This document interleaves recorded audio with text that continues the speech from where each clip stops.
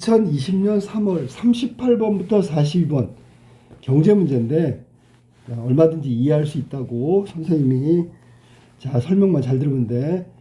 38번 42번 지문 들어갈게.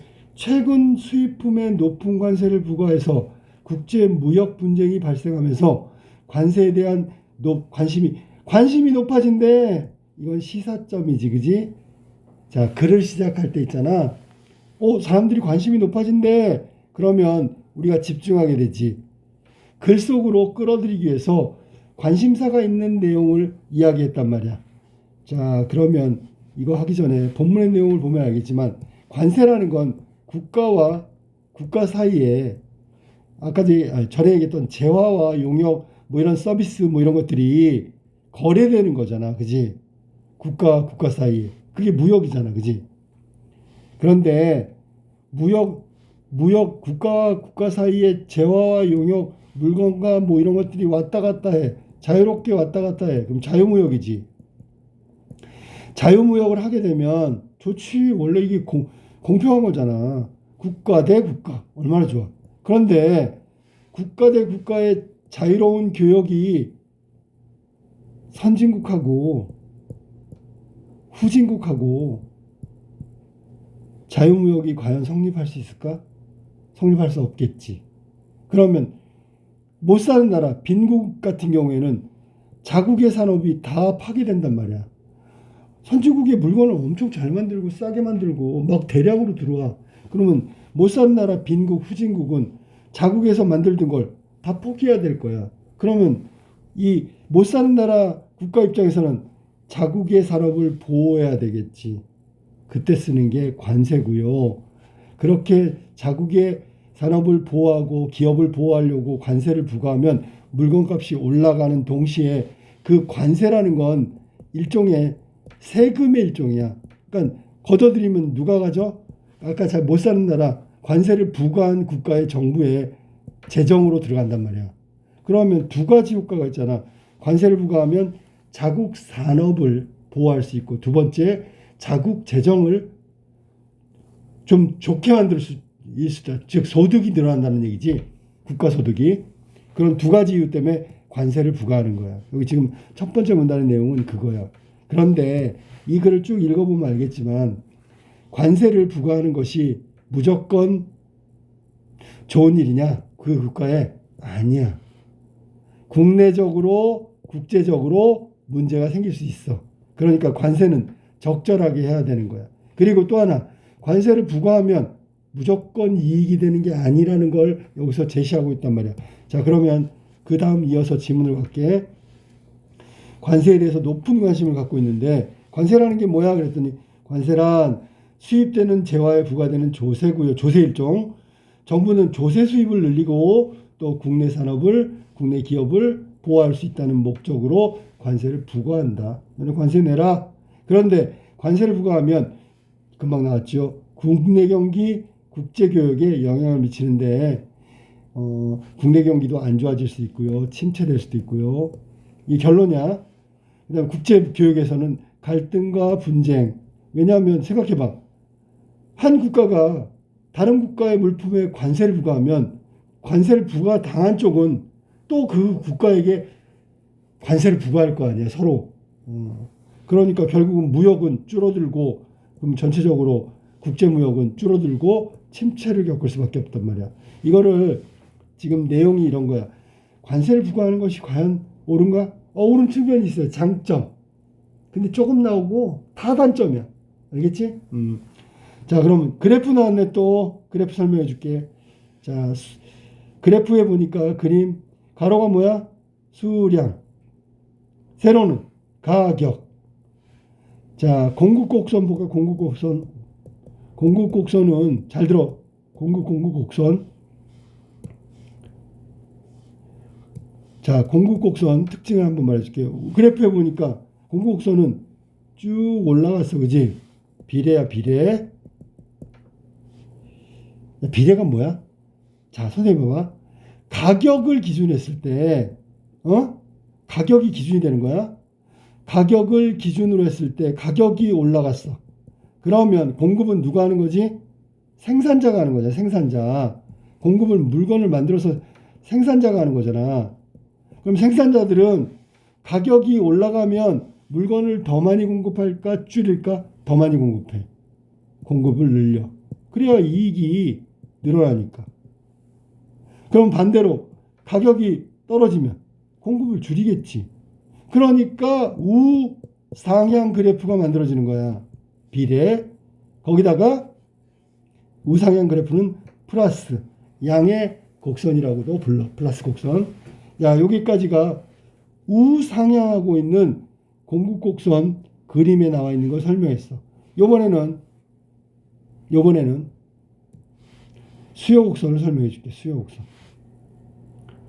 자, 수요 곡선을 설명해 줄게. 잘 들어봐.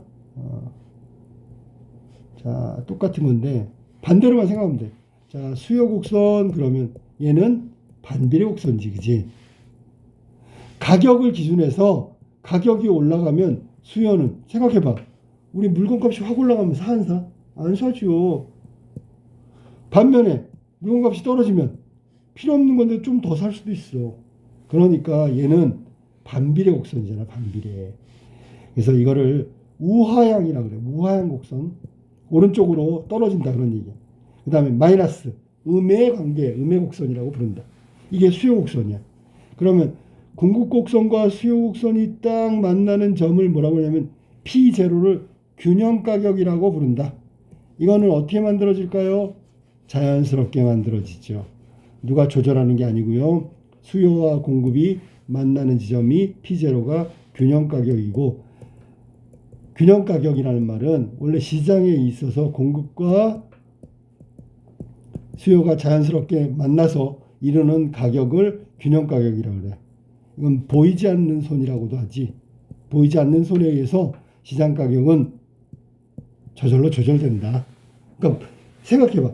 너무 비싸지면 생산자들이 더 많이 벌려고 생산을 많이 할 거 아니야. 공급을 많이 할 거 아니야. 그러면 공급량이 늘어나면 자연스럽게 가격은 떨어져요. 알겠죠?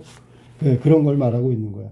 자, 그래서 그림 설명한 왼쪽 글을 한번 볼까? 뭔데요? 그랬더니 다 선생님 설명한 거야. 관세가 국내 경기에 미치는 영향 살펴보는데 시장의 수요와 공급을 가지고 얘기한다. 자, 그림 봐봐. 그림. 가격에 따른, 자, 이거 봐. 기준이 가격에 따른, 이게 기준이야. 가격 변화가 기준점이고 그거에 따라서 수요량, 공급량이 변한데 그 그래프가 오른쪽에 있는 그래프고 그림이야. 여기서 수요 곡선은 재화의 가격에 따른, 또 나왔잖아. 이거 봐. 이 재화의 가격에 따른 가격이 기준이라는 뜻이지. 수요량의 변화가 수요 곡선이고요. 자, 근데 이제부터 새로운 지식이 나오지. 뭐냐? 자, 그래프에서 가격은 재화 1단위를 추가 소비를 위한 소비자의 지불 용의 가격을 나타내기도 한다. 지불 용의 가격이 뭐야? 나 그 정도면 살 거야.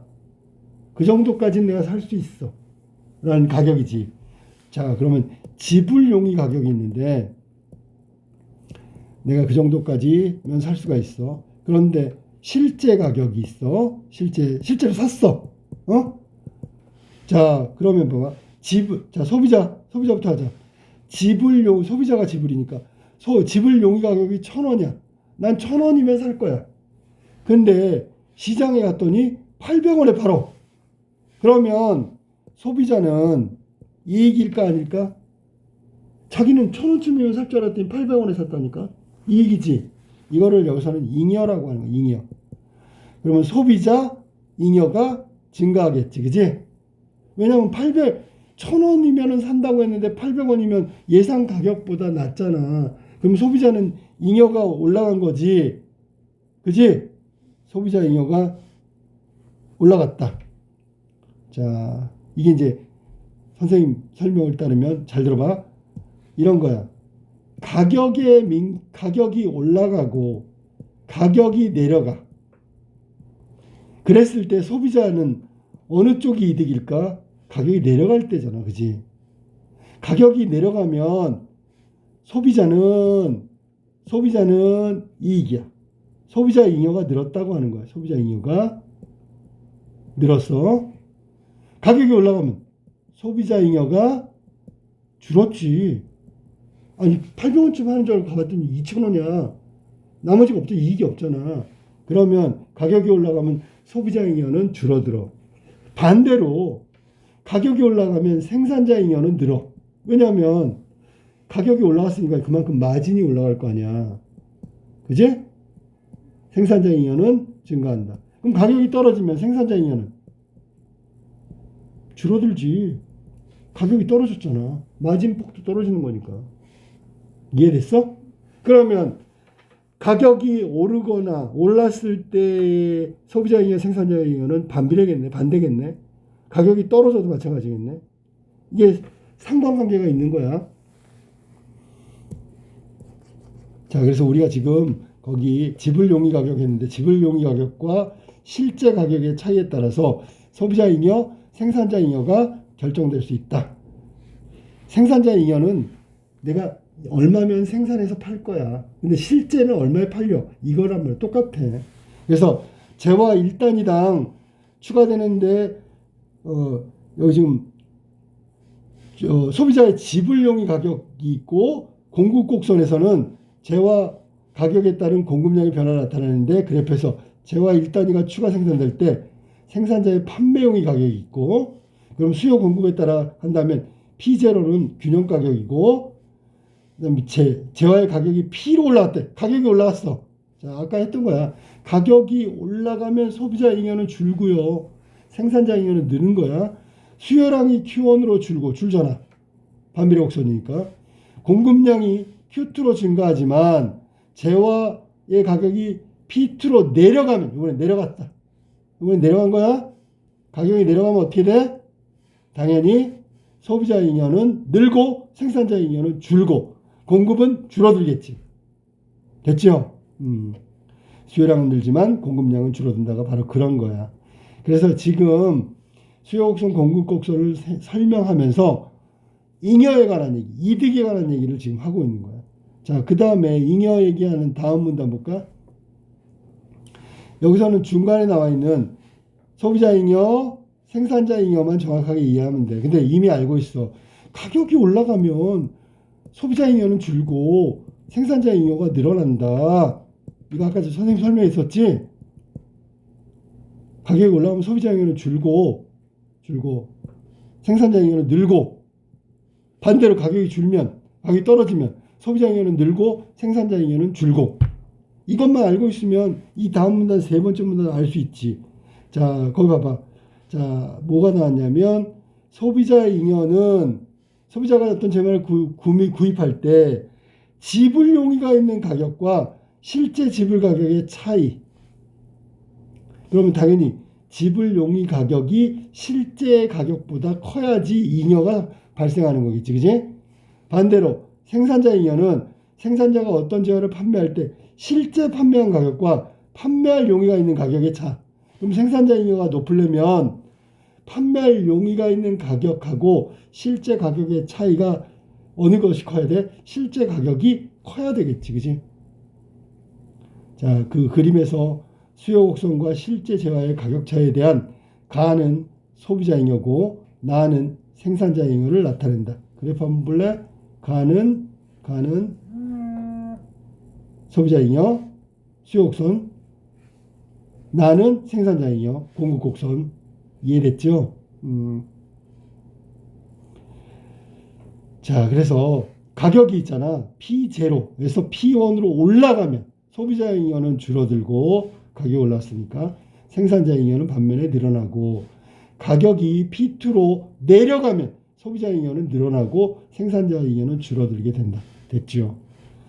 자, 여기까지 소비자 잉여, 생산자 잉여를 했는데 이번에는 다시 관세로 돌아와서 관세를 부과하면 국내산업부 또 관세 수입도 생긴다 그랬지. 근데 관세가 국내 경기에 미치는 영향을 한번 살펴보자. 뒤에는 국제 경기가 나올 거고.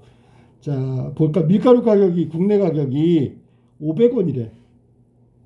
그런데 국제 시장의 가격은 300원이야. 오, 외국에 훨씬 싸네. 그지? 그러면 자유무역을 통해 관세 없이 밀가루를 수입하면 국산 밀가루의 가격은 300원까지 내려가게 된다. 왜? 균형 가격. 공급이 되니까. 그러니까 외국에서 300원에 팔던 걸 우리나라에 들어오면 국내에서 500원에 팔던 밀가루 값이 균형 가격인 300원으로 맞춰질 수밖에 없는 거야. 알았지? 300원. 이건 자연스러운 거지, 그지? 아까 조절된다고 했으니까 균형 가격은 수요와 공급에 의해서. 야, 이거는 지금 한 거는 자유무역이야, 자유무역. 왜냐하면 그렇게 되면 국산 밀가루 공급량은 줄어들지만 오히려 수요량은 늘어나기 때문에 국내 수요량에서 국내 공급량을 뺀 나머지 부분을 밀가루 수입한대. 자, 선생님 봐봐. 수요하고 공급이 있어. 자, 선생님 봐봐. 수요와 공급이 있는데 수요가 100이야. 그런데 공급은 50밖에 못해. 그럼 당연히 50을 수입해야 되겠지. 그지? 이해됐니? 지금 선생님이 읽은 게 그거야. 국내 수요량에서 국내 공급량을 빼면 나머지 부분만큼 밀가루 수입해야지. 부족 부분만큼.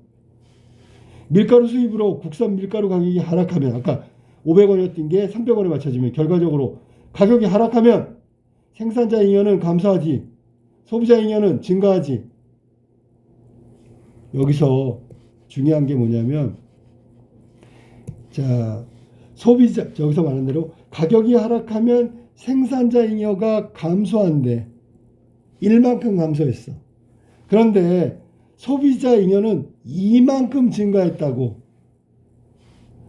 자, 생산자 잉여는 1만큼 감소하고 소비자 잉여는 이만큼 증가했다면 전체는 생산자 소비자 합치면 플러스 1이네. 그지? 그지? 그러면 잉여가 생산자는 좀 손해를 볼지 몰라도 소비자 이익이 훨씬 크니까 사회 전체로 보는 사회적 잉여로 보면 이거는 플러스잖아. 알았어? 수입해야 되네. 그지? 그죠? 그래서 소비자 잉여가 증가하는데 증가한 소비자 잉여가 감소한 생산자 잉여보다 크기 때문에 소비자 잉여, 생산자 잉여의 총합 플러스 마이너스 하니까 사회적 잉여는 수입하기 전에 비해서 커진다. 그러면 당연히 수입해야지. 그런데 여기에 우리가 지금 하고 있는 관세 100원이 부과되면 어떻게 될까? 그럼 당연히 밀가루 값은 300원에 수입했는데 400원이 되겠지. 이해됐지? 그렇게 되면 국산 밀가루 생산자는 관세 부과 전보다 100원이 오른 가격에 밀가루를 판매할 수 있으므로 국산 밀가루 공급량이 늘어가지고 관세를 부과하기 전보다 생산자 잉여가 증가하지요. 그러니까 300원이었던 것이 다시 400원으로 올랐어. 가격이 올라가면 생산자 잉여는 증가한다 그랬잖아.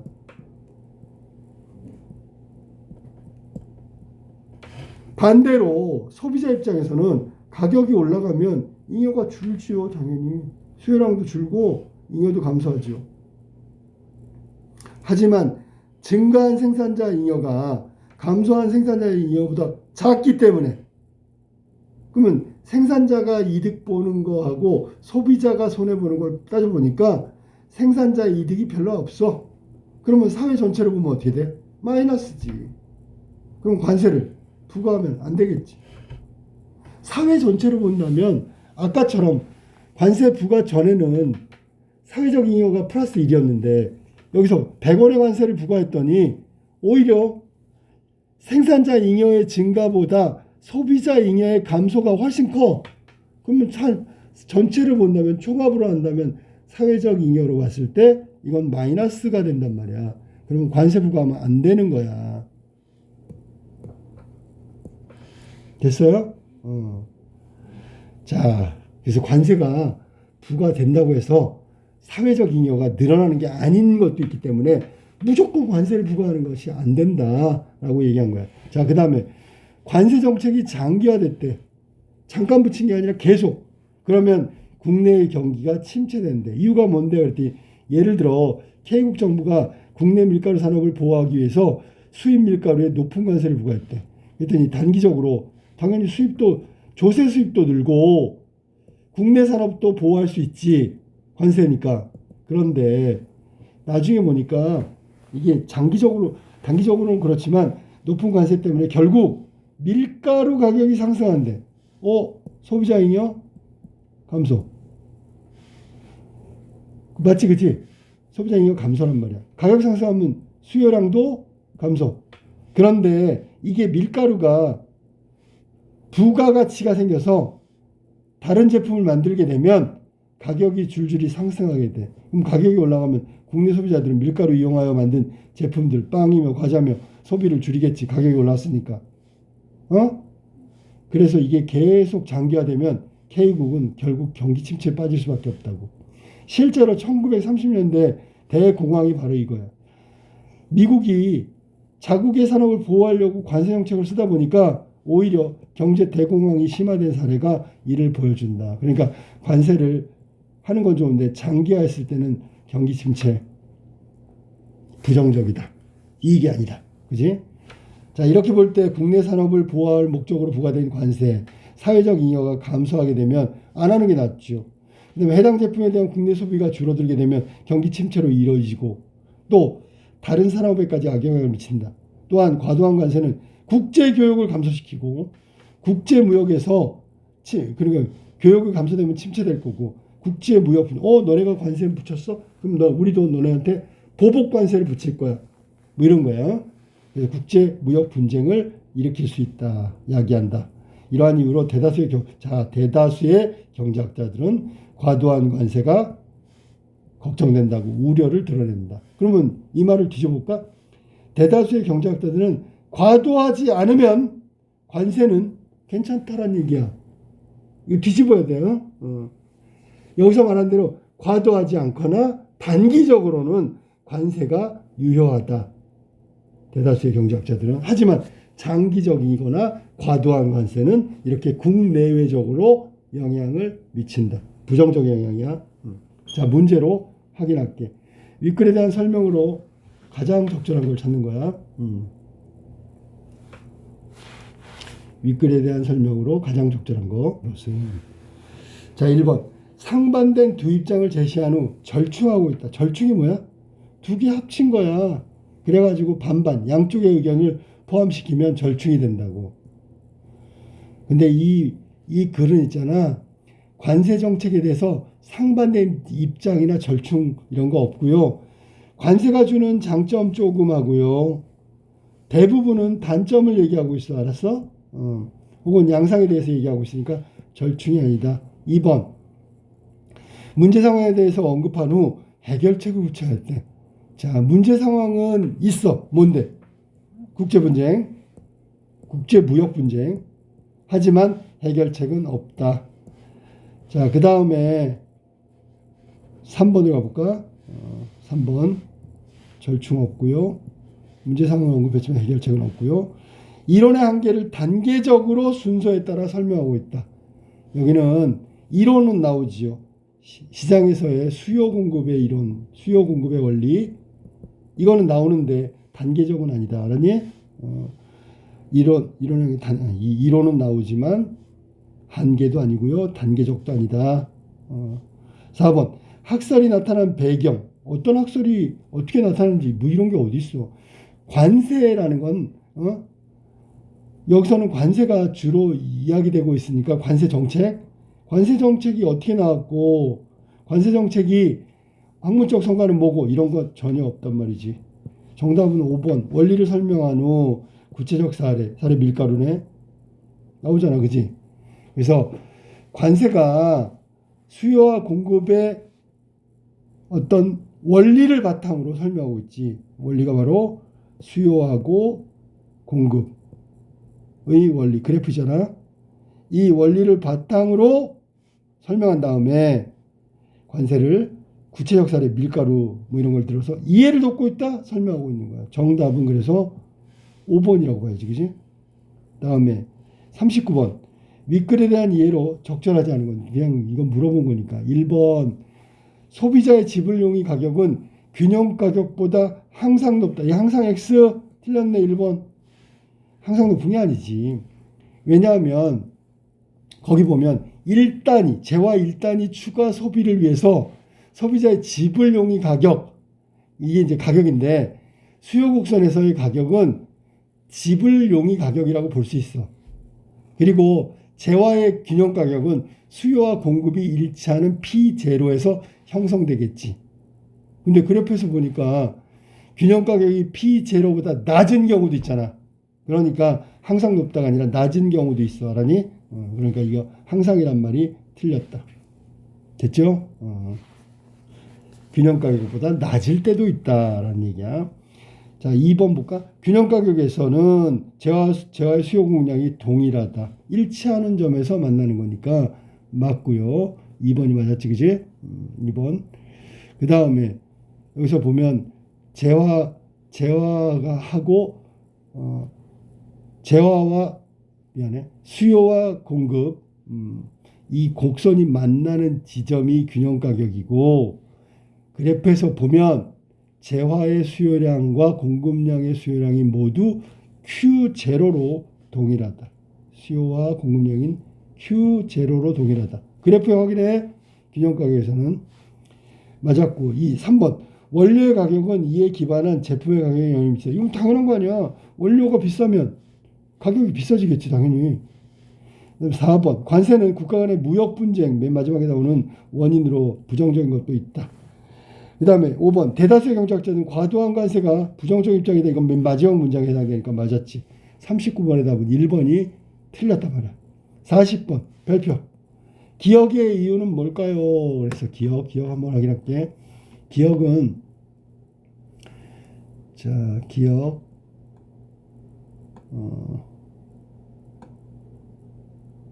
관세는 사회적 잉여를 감소시키고 이 말은 아까 선생님이 설명했던 것 중에 이런 거야.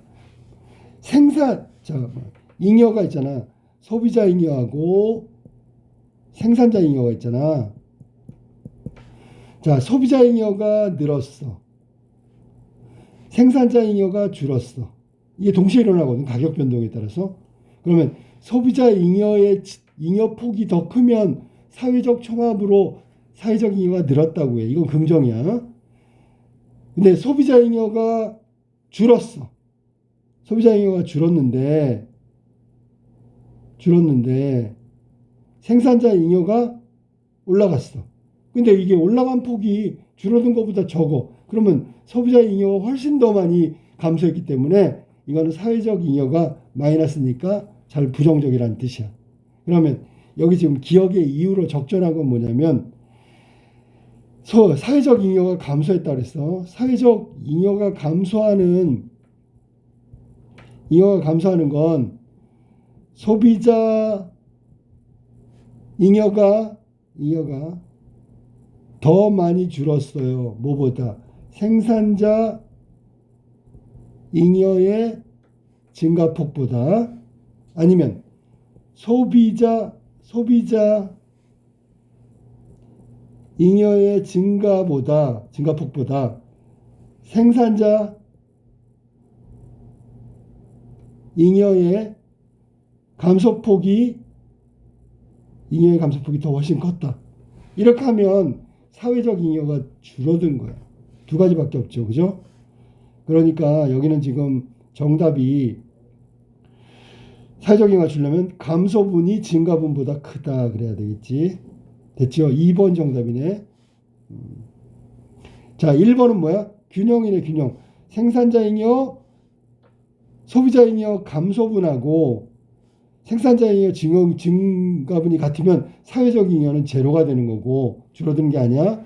2번은 감소분이 더 크면 사회적 잉여는 마이너스가 되는 거고 3번 소비자 잉여 증가분과 생산자 잉여 증가분보다 커지면 이건 플러스, 즉 사회적 잉여가 늘어나는 거고 그 다음에 소비자 잉여 4번이야. 소비자 잉여 감소분이 생산자 잉여 감소분보다 작대. 그러면 소비자 잉여 감소분하고 생산자 잉여 감소분보다 작으면 감소가 더 작으니까 어쨌거나 전부 다 잉여가 감소됐으니까 얘는 마이너스지, 그지? 그런데 4번 같은 경우에는 소비자 잉여 감소분하고 생산자 잉여 감소분 두 개 다 감소이기 때문에 이거는 설명하는데 문제가 있지, 그지? 저기서 위에 기억에서 말한 거는 소비자 잉여의 증가분, 감소분, 그 다음에 생산자 잉여의 증가분, 감소분 이걸 따져서 아까 얘기했듯이 소비자 잉여가 많이 줄거나 생산자 잉여가 많이 줄면 그랬을 때 사회적 잉여가 마이너스가 나는 예니까 2번이 정답이지. 5번도 마찬가지고 증가분이 감소분보다 작다. 증가분이 감소분보다 작으면 감소가 더 크니까 마이너스인데 위에서 말한 기억은 소비자 잉여 감소분이 감소가 더 크다. 가격이 어떻다 그랬어? 기억에서 바로 앞에 봐봐. 자, 기억 바로 앞에 보면 기억 바로 앞에 보면 관세는 사회적 잉여를 감소한다. 이건 가격이 올라간 거야. 가격이 올라갔으면 먼저 소비자 잉여는 감소하는 거고 생산자 잉여는 증가하는 거잖아. 정답이 2번이라고. 여기 지금 4번 어디 갔어? 4번 같은 경우 40번에 4번. 얘도 마이너스인데 이건 가격이 올랐을 때 일어나는 게 아니란 말이야. 그래서 정답이 2번이다. 2번. 자, 다음 41번. 자, 41번 많이들 질문하는데 어렵잖아. 자, 봅시다. 자, 윗글을 바탕으로 보기를 설명한 거다. 그러면 윗글을 바탕으로 보기를 설명한 건데 바나나 수입인데, 자, 먼저 확인 먼저 해볼게. 뭘 해보냐면 그래프에 1,000원은 뭘까요? 읽어보나 마나. 균형가격. 500원은 뭘까요? 자유무역 시에 그냥 들어온 가격이야. 700원은 뭘까요? 이거는 관세를 부과한 거야. 얼마 붙였어? 200원의 관세를 붙인 거지. 그지? 톤당. 자, 여기서 시작하는 거야. 공급 곡선은 우상향, 수요 곡선은 우하향. 그 다음에 그 위에 가로로 거 있는 거 500원, 700원에 가로로 거 있는 건 관세 부과 전, 관세 부과 후라 그랬어. 전에서 후로 500원에서 700원으로 관세 플러스 200원이 부과된 거야. 됐죠? 자, 그러면 틀린 걸 찾는 거야. 1번부터 볼까? 바나나를 수입하기 전. 그럼 관세 부과 전이잖아. 관세 부과 전. 그지? 관세 부과 전. 국내 균형 가격은 톤당 1,000원이다. 이거 균형 가격 설명하는데 바나나 수입하기 전. 됐죠? 균형 가격. 수요와 공급이 만나는 1,000원. 맞았네. 2번. 관세를 부과하기 이전에 수입되는 바나나의 수량은 200톤이다. 자, 선생님 얘기 잘 들어봐. 뭐냐면 수요 곡선하고 공급 곡선일 때 수입되는 바나나의 수량은 어떻게 계산하냐면, 자, 관세 부과 전이라고 했으니까 밑에 500원이라고 되어 있는 수평으로 그어진 선이 있지. 자, 거기에서 공급과 만나는 게 얼마냐면 50이야. 50. 50을 공급한 거야. 그 다음에 수요는 수요 곡선에서 만나는 건 얼마야? 250이잖아. 그럼 부족분이 250이 수요인데 50밖에 공급을 못하네. 그럼 200이 부족하니까 200을 수입해야 되잖아. 맞는 얘기지. 2번 200톤을 수입해야 한다. 맞았고. 3번 관세를 부과하기 이전과 이후에 가격 비교하니까 200 정도가 올라갔지. 500에서 700으로 올라갔다. 맞았고요. 4번 관세를 부과한 결과 생산자는 바나나 공급량을 50톤에서 100톤으로 늘린다. 자, 관세 부과 전에 공급 곡선에 아까 선생님이 봤을 때 50이 만나져 공급되고 있지. 그래 안 그래? 50이잖아. 아까 했던 거 그대로야. 요번에는 관세 부과하면 얼마를 공급해? 100이잖아. 100. 그지? 자, 관세 부과 후에는 공급이 100이잖아. 가로축. 그러면 부과 전에는 50이었는데 부과 후는 100이야. 그럼 공급량이 50만큼 늘었네. 그지? 그러니까 바나나 공급량이 50톤에서 100톤으로 늘었으니까 50만큼 늘었다. 맞았지. 5번. 관세를 부과한 결과 수입되는 바나나의 수량은 이전보다 50톤 줄어들었대. 자, 그러면 관세를 부과하기 전하고 관세를 부과한 다음에 걸 확인해 볼게. 자, 뭐라고 돼 있냐면 관세 부과 전의 수입량은 괜히 지웠네. 250에서 50을 빼니까 200을 수입해야 되지. 관세 부과는 공급량이 얼마야? 100이고요. 수요량 얼마야? 200이야. 그러면 200의 수요량에 100밖에 공급을 못하네. 그럼 100톤을 100만큼 수입해야 되지. 그러면 관세 부과전은 200만큼 수입을 했는데 관세 부과에는 100만큼 수입해야 되니까 100만큼 줄었네. 그지? 그러면 5번은 50만큼 주는 게 아니라 100만큼 줄었지. 200을 수입해야 되는데 이제는 관세 부과가 나서 100만 수입하면 되니까 정답은 5번이 틀렸다. 자, 그 다음에 42번. 관세와 보기의 수입할당제.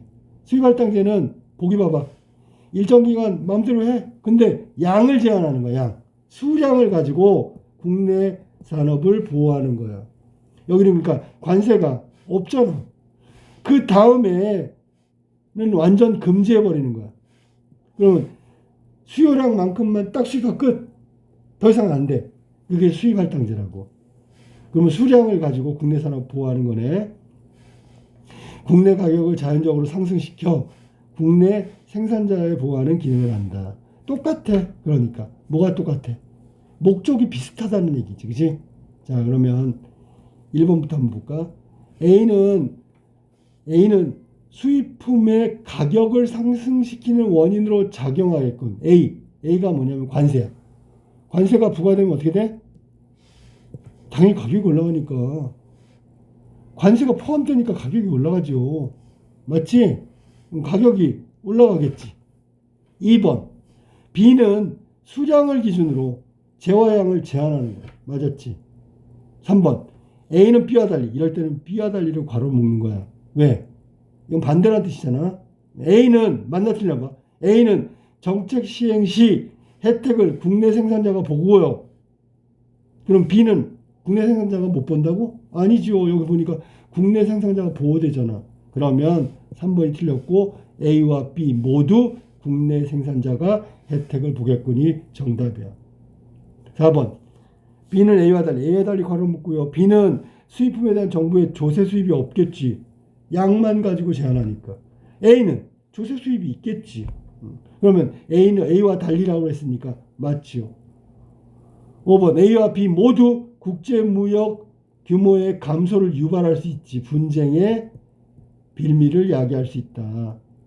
한쪽이 관세를 부과하면 다른 쪽도 침체가 되고 그렇게 되면 국제무역이 침체가 되겠지. 여기도 마찬가지야. 할당해서 더 팔고 싶은데 딱 막아버린단 말이야. 금지. 그래? 그럼 우리도 막아? 아니면 왜 막는 거야? 풀어줘. 막 이렇게 하면 이게 다 갈등이야. 그래서 42번은 3번이 틀린 해석이라고 보면 되겠어. 알았지?